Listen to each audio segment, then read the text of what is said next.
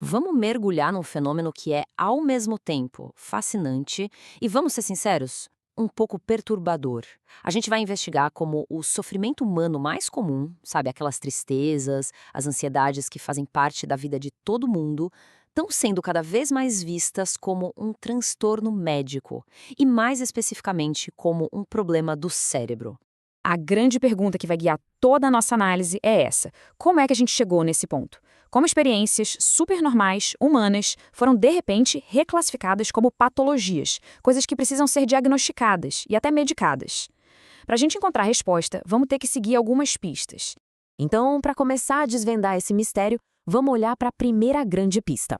Uma mudança cultural e científica assim radical mesmo, que fez com que a gente começasse a explicar tudo. Nosso comportamento, nosso sofrimento, tudo através da lente do cérebro. Olha só que interessante essa mudança na linguagem. Durante a maior parte do século XX, tudo era psicológico. O prefixo era psi, psicologia, psicoterapia. Agora tudo virou neuro. É neuroeconomia, neuroestética, neuromarketing.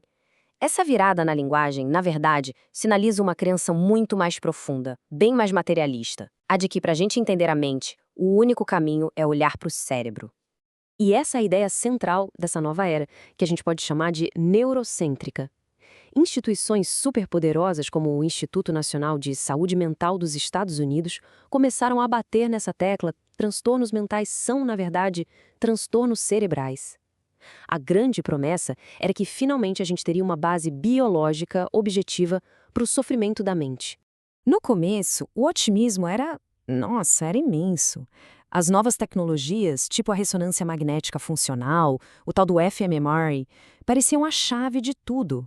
A galera acreditava que finalmente ia dar para ver a mente funcionando, sabe? Identificar ali no cérebro as bases da depressão, da ansiedade, até da mentira. Só que a crítica não demorou muito para aparecer.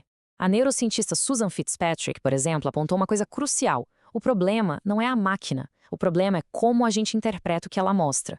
Essas imagens, elas mostram uma correlação. Tipo, certas áreas do cérebro ascendem durante certas tarefas. Mas isso não prova uma causa. Sem uma teoria forte para dizer o que aquela atividade cerebral realmente significa, a gente está só olhando para umas imagens coloridas bem bonitas. E isso nos leva para a segunda parte da nossa investigação. Aqui a gente começa a entender por que o campo da psiquiatria estava tão ansioso para abraçar esse modelo focado no cérebro. E a resposta, no fundo, está numa crise de identidade. Essa linha do tempo mostra uma sequência de eventos muito rápida e, dá para dizer, bem estratégica. Nos anos 70, a psiquiatria estava sendo muito atacada. A legitimidade científica dela estava em xeque. E qual foi a resposta? O DSM-3, em 1980, que mudou completamente o jogo, focando só em sintomas que podiam ser observados. E isso, claro, abriu um caminho enorme para a década do cérebro nos anos 90 e, por fim, para a consolidação total desse modelo com o DSM-5. Então, o ponto crucial é o seguinte: a psiquiatria precisava se reinventar para sobreviver. Pensa só, o experimento de Rosenham, aquele em que pessoas saudáveis se internaram e foram diagnosticadas com esquizofrenia, foi um golpe devastador. A retirada da homossexualidade do manual diagnóstico mostrou que as categorias podiam, sim, ser influenciadas por pressão social. E talvez o mais importante de tudo, a nova era dos remédios psicotrópicos precisava de diagnósticos claros, tipo um checklist, para justificar a prescrição. A virada para o biológico era simplesmente a solução perfeita. E isso nos traz direto para a ferramenta principal desse novo modelo, o Manual Diagnóstico e Estatístico de Transtornos Mentais, o famoso DSM. Um livro que se tornou a peça central na expansão dos diagnósticos no mundo inteiro. Agora, olha só para esse número, 450. A quinta edição do DSM, de 2013, lista nada menos que 450 transtornos mentais que podem ser diagnosticados. É um salto, gigantesco se a gente pensar que a edição anterior tinha 297. E claro, esse aumento todo levanta uma questão que parece meio óbvia, né? Será que as pessoas de repente ficaram mais doentes? Ou será que as definições do que é uma doença que ficaram bem mais amplas? Para a gente ter uma ideia da crítica, dá uma olhada nesse exemplo, tirado direto do DSM-5. Ficar irritado por ter que esperar numa fila é descrito como um critério para transtorno de personalidade. O problema aqui é que critérios tão vagos, tão subjetivos, correm um risco enorme de transformar comportamentos super comuns em patologia. Onde é que a gente traça a linha entre um traço de personalidade e uma doença? Fica difícil dizer. E para complicar, tem a questão da influência. Se liga nesse dado que é impressionante. 70% dos especialistas que trabalharam na criação do DSM-5 tinham alguma ligação financeira com a indústria farmacêutica.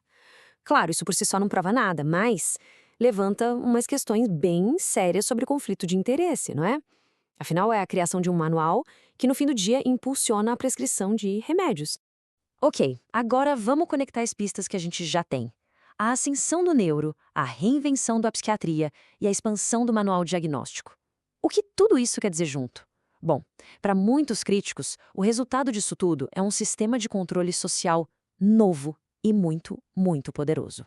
Para entender bem essa ideia, o conceito de biopolítica do Foucault é fundamental.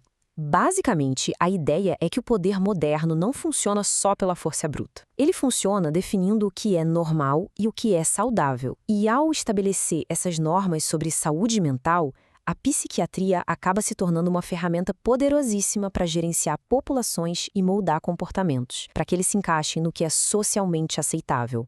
E aí tem essa analogia, que é bem provocadora, do crítico Thomas Szasz.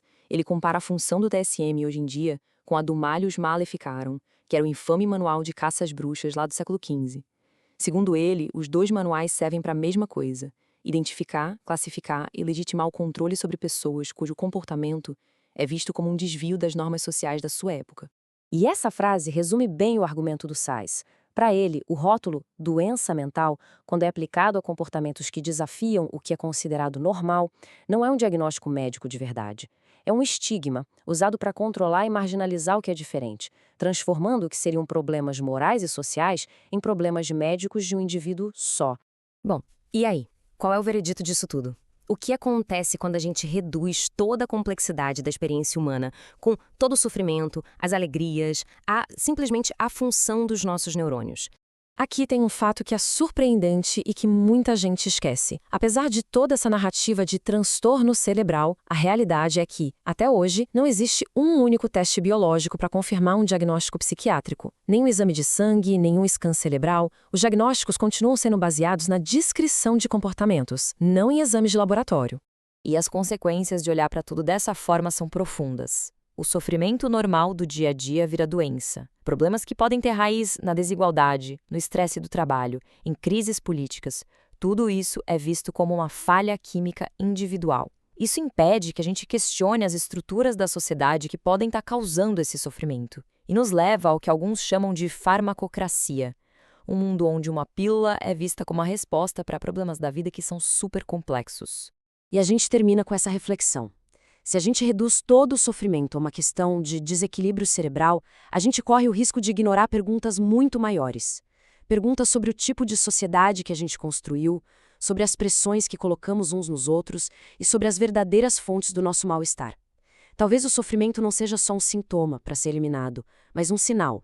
Um sinal de que alguma coisa num nível muito mais profundo precisa ser questionada.